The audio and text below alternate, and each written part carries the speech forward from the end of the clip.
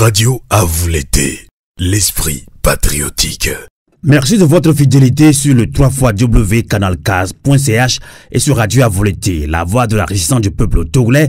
Et nous parlons de ces élections législatives et on accueille en ligne depuis Kara au fin fond au nord du Togo, Ricardo Aguzou. Bonsoir. Bonsoir, cher Sylvain Amos. Bonsoir à tous les fidèles auditeurs de Radio Canal K et de Radio à vous l'été. Je rappelle que vous êtes conseiller dans la commune Koza 1, justement à Kara.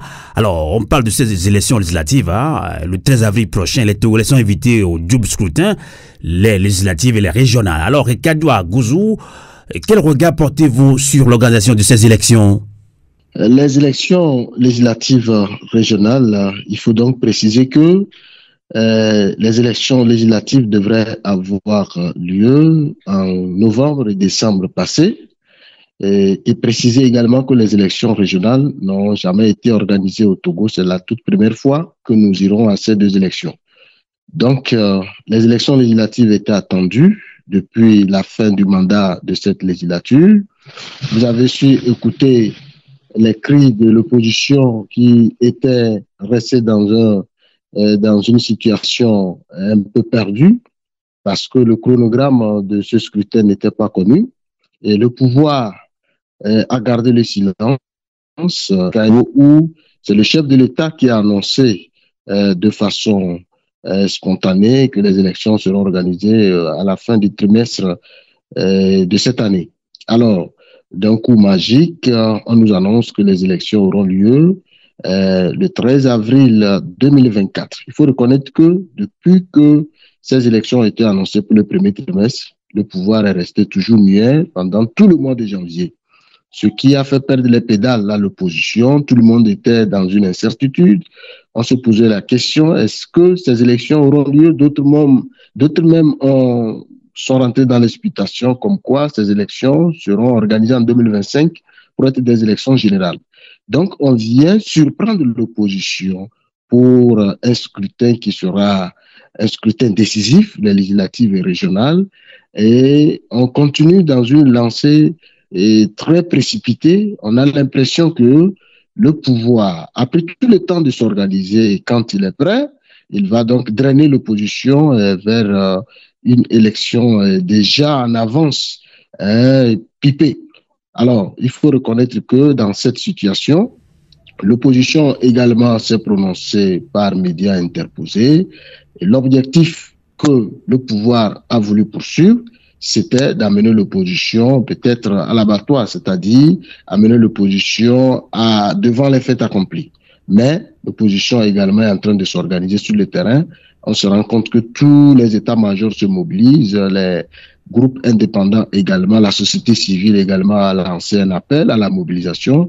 Donc, on est en train d'espérer voir ce qui va se faire d'ici quelques jours. En tout cas, l'opposition, cette fois-ci, ne veut plus boycotter comme en 2018. Alors, on va parler de vous maintenant et de Koza Espoir. On sait que vous constituez un groupe indépendant appelé Koza Espoir. Alors, pourriez-vous nous parler de votre groupe Koza Espoir? Je sais que ce n'est pas un parti politique, Ricardo Aguzou. Oui, bien sûr, Koza Espoir n'est pas un parti politique puisqu'on ne peut pas créer un parti politique localement. Le parti politique se crée sur le plan national.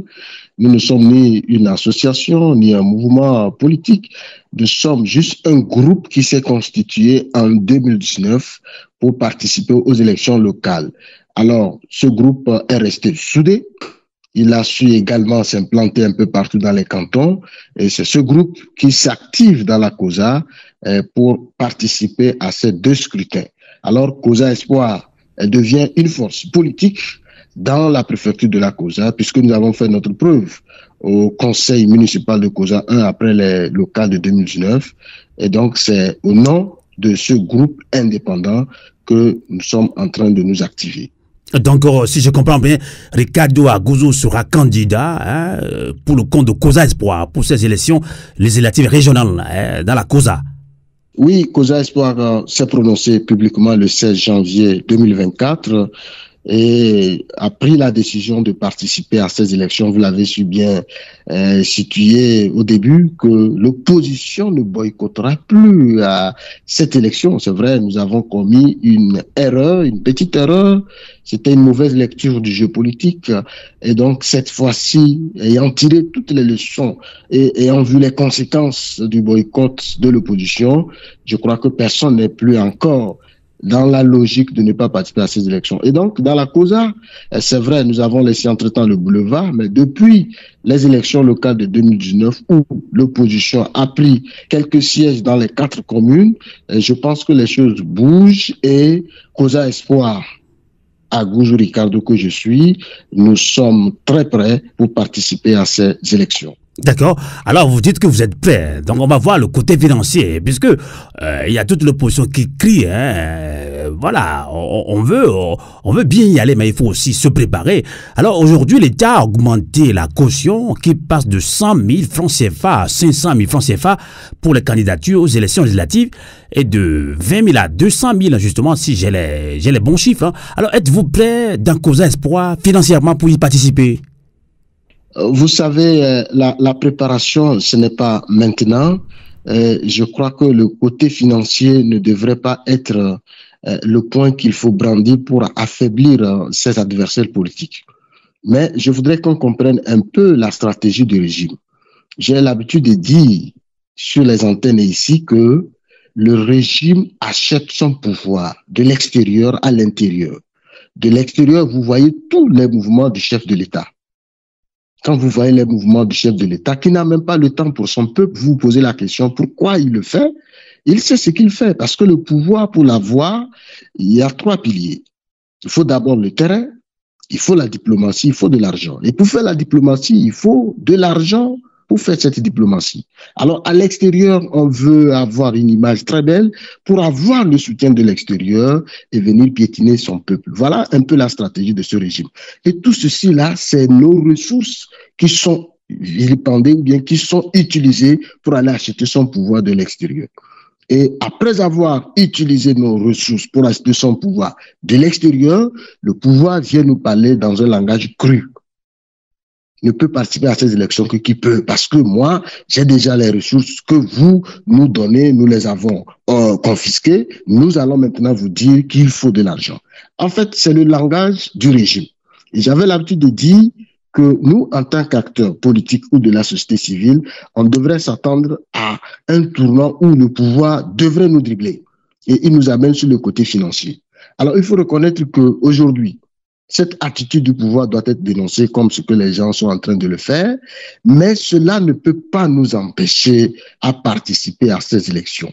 Et nous pensons que le peuple doit comprendre le langage du régime, le peuple doit comprendre la stratégie du régime pour pouvoir anticiper. Anticiper voudrait dire qu'il ne faut pas rester les bras croisés, mais une fois que vous savez que c'est l'arme que le pouvoir veut utiliser contre vous, à vous également de chercher la solution pour pouvoir le contrer.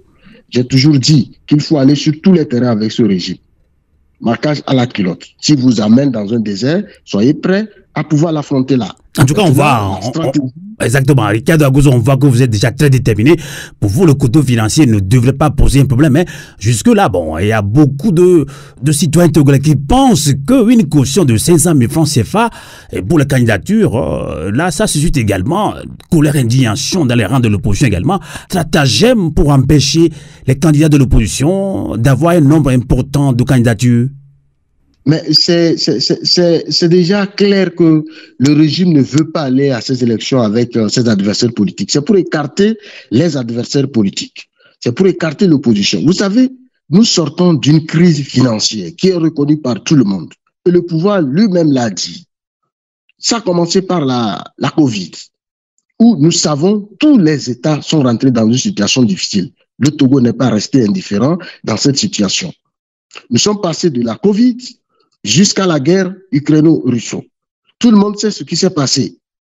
Et le chef de l'État lui-même, ayant vu la cherté de la vie, est sorti pour annoncer les 10 mesures pour alléger la cherté de la vie. C'est vrai qu'il n'a pu le faire. Il a plaidé coupable pour ne pas avoir ou bien pour ne pas avoir fait ce qu'il a dit. Alors, nous sommes rentrés vers la fin d'année avec les incendies de marché. Nous avons vu également le train de vie des populations vers la fin d'année pour les fêtes de fin d'année. Nous avons vu également la pauvreté extrême. Pour manger une fois par jour au Togo, c'est difficile. Un peu partout, tout le monde est conscient. Et c'est dans ces conditions que le pouvoir vient fixer une caution de 500 000 francs par candidat pour aller à ce scrutin, pour comprendre clairement que le régime ne veut pas de ses adversaires. Et c'est pour nous écarter, ça c'est clair. C'est pourquoi je vous ai dit que nous connaissons le langage, nous savons la stratégie, mais nous n'allons pas nous laisser faire. Nous sommes en train de nous battre. Tous les moyens sont en train d'être utilisés pour pouvoir arriver à participer à ces élections. Et déjà, dans les couloirs, il y a le CPC, le cadre permanent de concertation, qui a pris langue avec le pouvoir pour échanger afin que ces cautions ne soient revues à la baisse. Et je voudrais vous dire qu'au cas où cette décision n'est pas prise, je vous assure, Sylvain Amos, que nous sommes en train de nous préparer pour participer à ces élections, quelles que soient les situations. Alors, en tout cas, la dictature a encore montré sa face au monde entier. Là, vous l'avez dit, c'est pour empêcher l'opposition d'avoir un nom important à ces élections législatives. Et là, d'autres Togolais, surtout de la diaspora, parlent plutôt de révolution au lieu de parler d'élection. Ils disent que oui, dans une dictature, on ne peut pas aller à une élection avec une dictature. Même si l'opposition veut aller à cette élection dans une dictature, comment est-ce que vous vous organisez vraiment, Ricardo Agozo? Oui, Sylvain Amos, je pense que nous devons faire une lecture croisée des événements qui se sont produits au Togo. C'est vrai, nous pouvons vouloir une chose, mais savoir dans quel contexte nous sommes. Quand on parle de la révolution, il faut s'interroger qu'est-ce qu'on met dans la révolution.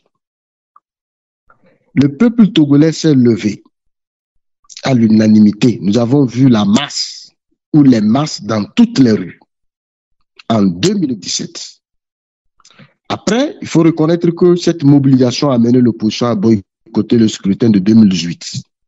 Ça, c'est récent, nous pouvons comparer, voir, en étant à l'Assemblée nationale et en boycottant d'aller à l'Assemblée nationale, qu'est-ce qu'on gagne et qu'est-ce qu'on perd. On peut faire un rétro-aller. En 2002, l'opposition a boycotté les élections et le pouvoir a modifié la Constitution.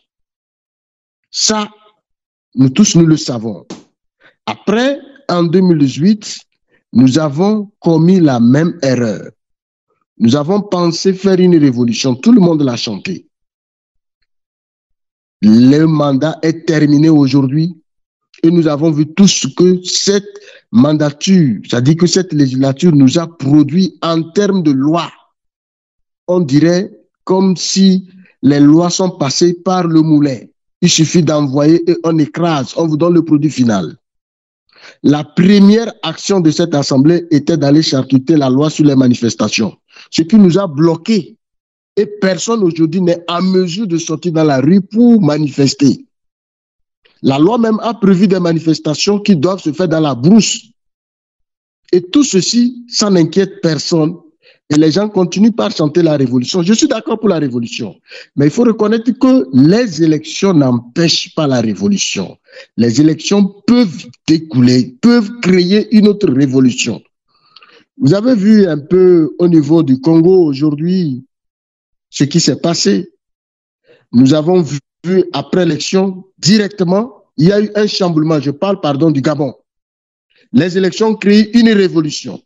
Et aujourd'hui, en 30 secondes, où on était en train de s'apprécier ou de fêter sa victoire volée, il y a une décision de révolution qui est intervenue.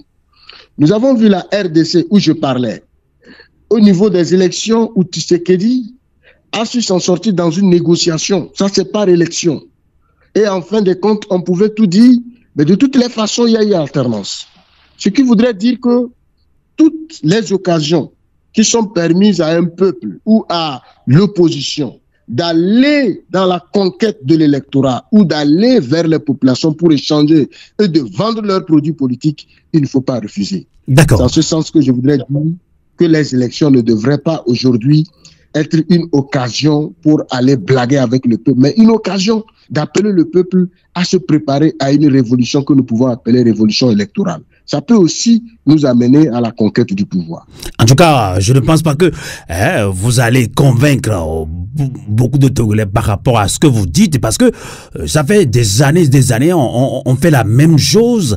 Il est bien vrai qu'il faut aller à ces élections, mais comment s'y préparer? Si on veut y aller, vous n'êtes pas un leader de l'opposition, vous n'êtes pas président de parti politique, vous êtes de la société civile. C'est clair, les cas de Agouzo. Mais comment se préparer pour affronter la dictature par des élections? C'est ça la grande question que se posent beaucoup de Togolais. Oui, mais la question que vous posez, c'est vrai, nous ne sommes pas un parti politique, mais nous collaborons avec les partis politiques, nous savons ce qui se fait sur le terrain. C'est la même question qui se fait, comment se prendre pour faire une révolution. Et tant que la révolution n'est pas faite, qu'est-ce qu'on fait? Est-ce qu'il faut croiser les bras? Il faut regarder. Puisque nous avons essayé il y a 5 ans aujourd'hui, quel est le résultat? De toutes les façons, avant 2018, nous savons qu'il y avait les députés de l'opposition qui étaient bien reconnus, qui ont su jouer le jeu qu'il fallait. Quand vous avez une minorité de blocage, tu ne passes pas comme au moulin, je l'avais déjà dit. Mais ça, c'est des espaces qu'il faut conquérir pour continuer la lutte. Mais quand vous laissez tout à l'adversaire, vous n'avez plus le droit de vous plaindre. Vous savez, en politique, nous avons commis des erreurs. La politique, c'est par étapes qu'on avance. Mais on a pensé tout de suite, et maintenant, vous savez, la question sur la limitation du mandat de Faure Gnassingbé, toute la bataille qui a été faite sur la question de la limitation et le fameux en aucun cas, ça a permis à Faure de faire 10 ans avant maintenant de limiter son mandat. A-t-on perdu ou a-t-on gagné? Ça veut dire qu'à un moment donné, il faut faire de la réelle politique. Et j'ai parlé ici du contexte. Étudiez votre contexte d'abord. Si vous n'êtes pas en mesure d'organiser des manifestations de rue pour juste exprimer votre ras-le-bol, mais comment pourriez-vous organiser ou bien faire une révolution? Elle n'est pas du ciel. C'est pourquoi à moi, j'ai posé la question, qu'est-ce qu'on met dans la révolution? Nous tous, nous sommes d'accord pour une révolution populaire. Mais il doit falloir avoir quand même la latitude de s'approcher du peuple et de lui parler le franc, de lui dire les vrais mots dont il souffre pour que ce peuple puisse se soulever. Mais aujourd'hui, nous tous, nous ne sommes plus avec le peuple, chacun est erré dans sa maison et on ne peut pas brandir encore la révolution. Voilà l'occasion d'or qu'on puisse aller dire aux gens ce que c'est que la gouvernance de notre État, la situation dans laquelle nous sommes, et cela peut rapidement mobiliser les populations pendant et après les élections. Mais s'il faut laisser le terrain vide au régime, je crois que pour l'instant, je n'ai pas vu encore quelqu'un en train de soutenir cette hypothèse, parce que moi j'ai fait le tour des réseaux sociaux, j'ai échangé avec les acteurs, plus personne n'est encore prêt à boycotter à un scrutin. Nous avons vu les conséquences, on ne va plus prêter le jeu. D'abord, si les élections n'arrangeaient pas le pouvoir, Sylvain Amos, on n'aurait pas aujourd'hui rehaussé exponentiellement les cautions. Tout à fait. Ça, donc, on est sûr que la dictature est prête pour tout faire pour bloquer l'opposition, de ne pas avoir un grand nombre de députés à l'Assemblée nationale. Alors, élection législative régionale, quel intérêt pour le peuple togolais? On va revenir là-dessus. Pourquoi aller à ces élections législatives? Oui, il faut aller à ces élections pour choisir ses représentants au Parlement qui doivent parler en votre nom. Parce que je l'ai déjà dit, je vais me répéter, ce qui s'est passé pendant les 5 années, nous tous, nous l'avons vu. C'est l'occasion pour choisir les vrais représentants pour aller parler en son nom. Vous savez, on gouverne un peuple par les lois. Nous avons choisi d'être en démocratie. Nous sommes dans un état de droit.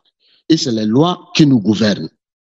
La loi, quand elle est votée, elle peut être mauvaise, mais elle agit sur vous. Vous êtes obligé de vous soumettre.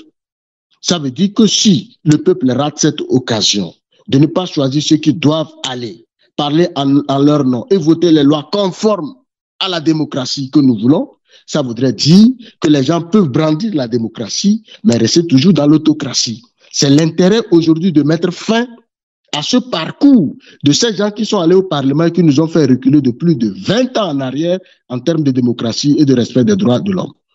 Alors, sur la question des conseillers régionaux, vous savez, nous venons de faire les élections locales. Il faut donc compléter la décentralisation.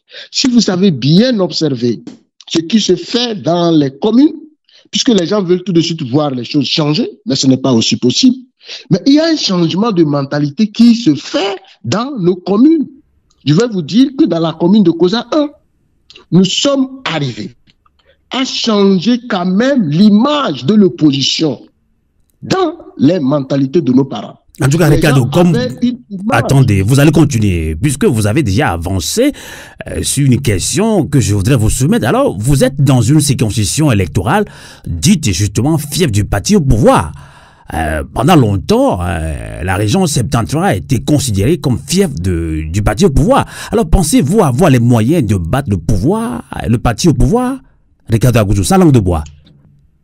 Oui, je vais vous répondre à cette question sans langue de bois, comme vous le dites, mais il faut comprendre ce que j'étais en train de dire. L'intérêt du peuple, c'est de pouvoir faire le travail de fourmi pour que l'image que certains ont de l'opposition dans des localités considérées comme localités acquises par le pouvoir puisse changer. Je vous disais que dans notre commune, aujourd'hui, nous avons pu faire ce travail. Et l'opposition qui était considérée comme une force destructive organisée n'est plus vue sous cet angle. Les gens ont compris que nous pouvons être une alternative, une force de changement. Et donc, c'est comme ça qu'il faut faire le travail à la base pour consolider nos partis de l'opposition. Donc, Ricardo Agouzou, vous insinuez qu'entre-temps, les mentalités ont changé, surtout des habitants du Nord ont changé un petit peu de mentalité. Ils sont devenus beaucoup plus patriotes que de devenir un partisan du parti au pouvoir. En principe et en réalité, si je prends l'exemple de ma commune, je peux vous assurer que notre entrée au conseil municipal a fait changer des mentalités. Nous, personnellement, l'image que les gens avaient de nous en tant qu'opposants, ils ne l'ont plus aujourd'hui. Et les gens nous approchent, ils les regrettent. Ça voudrait dire que nous ne serions pas allés là, que les gens allaient continuer par nous considérer comme des rebelles. Aujourd'hui, je vous dis que les communes dans lesquelles le parti au pouvoir ou l'opposition siègent savent comment l'opposition et le pouvoir peuvent collaborer pour l'intérêt général du peuple. C'est quand même un acquis, c'est une avancée. Et la question que vous posez, vous savez, les gens ont toujours chanté comme quoi le fief du régime, c'est au nord, de façon générale. Après, on peut parler de Kara ou de la Kosa. Si nous prenons par exemple le nord, en 2017, Tiki a démystifié cette considération. Ce que le pouvoir vantait à l'extérieur pour acheter son pouvoir. Ça, tout le monde est d'accord. Quand vous rentrez dans la Kara, je voudrais vous dire qu'en 2017, les manifestations ont lieu dans 5 villes. La région de la Kara a manifesté, notamment dans la Kosa. J'étais le responsable du PNP en ce moment. Et je vous dis que dans les 5 villes, Kosa a manifesté. Nous avons tenu jusqu'à midi 13h où je vous dis que les forces de sécurité et de défense étaient épuisées. Ça, les gens doivent le savoir, c'est notre histoire. Et puis revenons aux élections dans la Kosa. Quand on dit que c'est une zone acquise au pouvoir, il faut voir comment les élections s'organisent ici. Il ne faut pas confondre la peur et l'adhésion. On rend peur à la population ne veut pas dire que la population est pour le pouvoir en place. Ça, c'est une distinction qu'il faut faire. Je voudrais vous dire que si c'est des fiefs du régime, on n'a plus besoin de faire acheter les consciences des gens par l'argent. Et c'est ce qui se fait. Même dans les bureaux de vote en plein jour, les gens distribuent de l'argent pour acheter les délégués dans les bureaux de vote.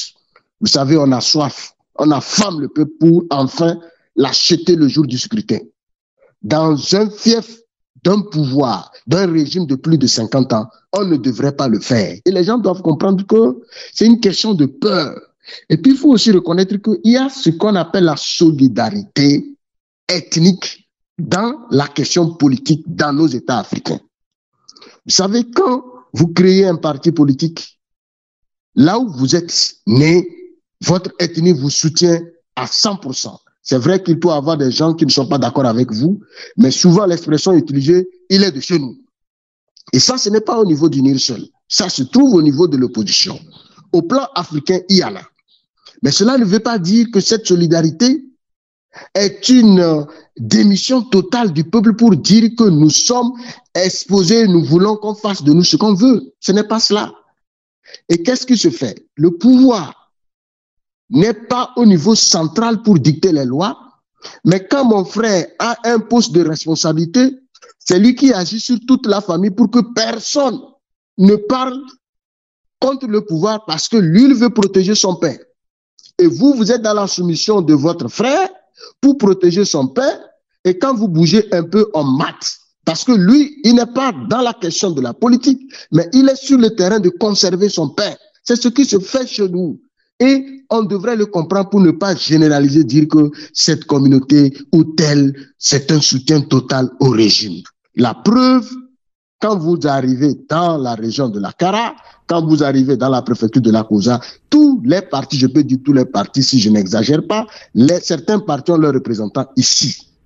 Et les élections, nous avons également des gens qui donnent leur voix à l'opposition, ce qui voudrait dire qu'il y a quand même des gens qui disent qu'ils ne sont pas d'accord.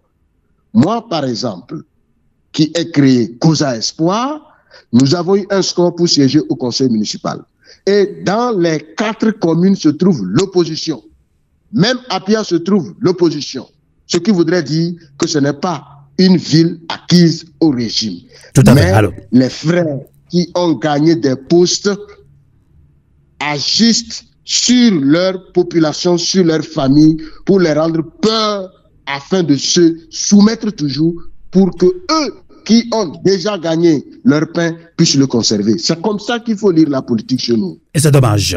Alors, Ricardo Agouzo, revenons encore une fois sur l'organisation même de ces élections législatives et régionales au Togo. Alors aujourd'hui, l'État a augmenté la caution qui passe de 100 000 à 500 000 francs pour les candidats aux élections législatives et de 20 000 à 200 000 francs CFA. Je sais pas si c'est le bon chiffre, je l'avais dit. Alors, on a vu déjà des partis politiques lancer des appels de fonds. À votre niveau, vous êtes de la société civile. Hein. Est-ce que vous allez aussi lancer un appel en soutien? Oui, Sylvain Amos, comme je le disais, nous avons considéré la question financière comme une question qui ne peut pas être un blocage et nous nous disons que si la population comprend réellement le langage du régime, il revient à la population de soutenir les forces en lutte. Tout à fait. Et au niveau de Kosa Espoir, nous avons lancé un appel de fonds public. Nous avons demandé aux populations, ici au Togo comme de la diaspora, de nous soutenir afin de relever le défi.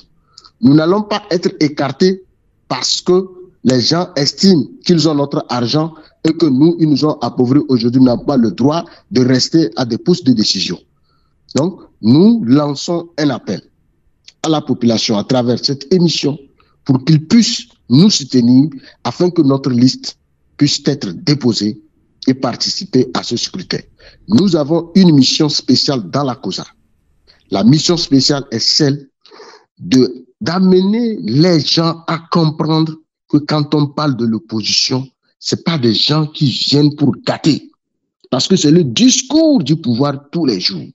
Et la division totale qui règne dans notre préfecture, en réalité, si les populations sont conscientes, on se réveille, on va mettre fin à cette division et défier ceux qui créent cette division. Vous savez, aujourd'hui, vous ne pouvez pas comprendre en posant la question que le pouvoir appartient aux Kabyens, c'est ce que les gens disent, alors que à l'heure où je te parle, à l'heure où je parle aux auditeurs, Matia Nyasimbe, le petit frère direct de Fort Nyasimbe, est en prison pour questions politiques. Ou à l'heure où je vous parle, Boko Akleso est en exil pour les questions politiques. Et même, il a perdu sa maman, il devait revenir faire les obsèques. Le pouvoir l'a empêché dans la même ville pour la question politique. Notre frère Olivier Ama est également en exil pour des questions politiques. Il a de la peine à revenir. Nous avons Abba Bertin, notre frère qui est parti en exil pour des questions politiques, qui est décédé en exil On n'a pas pu ramener son corps dans son village natal pour le rendre hommage. Mais quelle est cette politique qui vient diviser des personnes de même famille, de même ethnie? Vous comprenez là que nous avons une mission d'amener les gens à fédérer les forces afin qu'ensemble, notre préfecture appelée la COSA ne puisse pas se retrouver dans une situation comme telle. Quand vous regardez notre slogan, c'est que la COSA est à nous tous. Notre COSA à nous. Voilà notre slogan et nous demandons aux gens de nous soutenir pour que cette lutte ne soit pas vaine, pour qu'on n'utilise pas l'argent pour casser notre lutte, qui est une lutte noble, qui va amener les gens à se retrouver et s'embrasser. En tout cas, s'il faut faire de la politique, il faut les moyens, surtout les moyens financiers surtout. Donc, j'espère que nos auditeurs et auditrices câblés au Togo comme dans la diaspora sont à l'écoute à cet appel de fonds. Hein. On doit vous soutenir, Ricardo Agouzou, surtout de la société civile. Alors on va conclure cet entretien exclusif que vous avez bien voulu nous accorder en ligne depuis Kara, au fin fond au nord du Togo. Justement, quand on parle d'élections au Togo, la problématique de la transparence des élections se pose avec acuité, et car le processus électoral est souvent vicié par le pouvoir dictatorial qui l'organise. Alors justement, la question qu'on peut vous poser, qu'un Togolais lambda peut vous poser, Ricardo Agouzou, quelles sont les chances de l'opposition de la société civile de remporter ces élections législatives et régionales? Les chances de l'opposition sont déjà définies. Vous savez, vous pouvez mener votre enquête. Vous pouvez faire votre sondage, plus personne ne croit encore à ce régime. Si vous avez un score de ce régime, je vous dis en toute sincérité que c'est fabriqué. Et nous venons de faire les élections 2020, tout le monde a vu. Ce qui voudrait dire que le peuple se sent fatigué. Avant, on murmurait. Aujourd'hui, on ne murmure pas. Les réseaux sociaux sont là. Tout le monde déverse sa couleur. C'est une très belle occasion pour l'opposition de rentrer sur le terrain et de pouvoir saisir cette occasion et de se racheter pour aller au Parlement pour défendre les couleurs des populations. Voilà un peu la chance qui est définie. Et je crois que dans ces conditions, vous n'avez plus besoin de parler trop pour gagner, mais faites le peu que vous avez parce que les espoirs sont déjà définis pour l'opposition. Vous êtes sans savoir qu'aujourd'hui, le pouvoir s'apprête pour aller à son congrès, c'est dû à des divisions internes et ces divisions sont béantes. Nous avons suivi ce qui s'est passé entre la dame Nyakade et Ni, tout ce qui a été chamboulé. Cela, même si aujourd'hui on a un silence apparent, cela est encore profond. Et l'opposition peut saisir cette occasion à jamais pour pouvoir aller dans les postes de décision et voter des lois qui doivent nous protéger. En tout cas, merci beaucoup Ricardo Agouzou. Nous sommes également très suivis par la diaspora togolaise. Je ne sais pas si vous avez aussi un message important à la diaspora togolaise. Ricardo Agouzou. J'ai un message très capital à la diaspora qui fait beaucoup de choses et qui s'est donné totalement en 2017 dans cette crise. Et je peux dire qu'il n'y a pas une diaspora au monde qui a fait autant. Nous avons suivi et la diaspora continue également par subir comme nous qui sommes sur le terrain parce que plus personne de la diaspora ne peut arriver au pays. On est en train de cueillir des gens. Les exemples sont là. Alors, cette diaspora, je l'invite à soutenir les forces en présence. Pour cette élection, c'est vrai, à un moment donné, les gens sont démobilisés, les gens sont découragés, mais il faut comprendre que tout ce que nous sommes en train de faire, il y a aussi la dimension divine. Et donc, il faut se laisser dans les mains de l'Éternel avec toutes nos prières, mais ne pas croiser les bras ou abandonner. La diaspora est invitée. Et nous, personnellement, nous la sollicitons à nous apporter tous les soutiens nécessaires. Tous les soutiens sont attendus. Ça peut être des conseils en termes de communication, le matériel, les finances. Nous avons fait l'appel de fonds. Ça peut être tout ce qui peut nous permettre ici dans la COSA de pouvoir défier ce régime et enfin dire que l'opposition a pris le dessus sur le mythe qui était installé chez nous. Donc voilà le message que j'ai à l'endroit de la diaspora. Et nous sommes ouverts à eux, nous sommes toujours attentifs que Dieu Tout-Puissant protège chaque famille qui se trouve à l'extérieur du pays. Ceux qui sont contraints de ne plus revenir, que Dieu nous libère dans cette lutte pour qu'on puisse se retrouver un beau jour. En tout cas, merci beaucoup, Ricardo Aguzo. Je rappelle que vous êtes conseiller dans la commune Koza 1. Vous êtes déjà candidat pour ces élections législatives et régionales dans la région de la Koza. Alors, merci à vous et courage à vous, Ricardo Aguzo. C'est pas évident. Quelqu'un l'a dit, c'est pas si facile d'être opposant au Togo. C'est pas si facile. Ainsi prend fin cette émission. Merci de l'avoir suivi. Merci infiniment à vous qui nous avez suivis sur le 3xcanalk.ch et sur Radio Avolete. Nous serons toujours en votre compagnie, en toute résistance et en tout soutien à nos frères et sœurs au Togo pour ces élections législatives et régionales. Et vous qui parlez de révolution, la révolution ne se décrète pas, comme on le dit tout le temps. Comme on le dit, la lutte continue. Avolete, Koukoulé, Tedinta, bonsoir. La voix du peuple. La voix du peuple.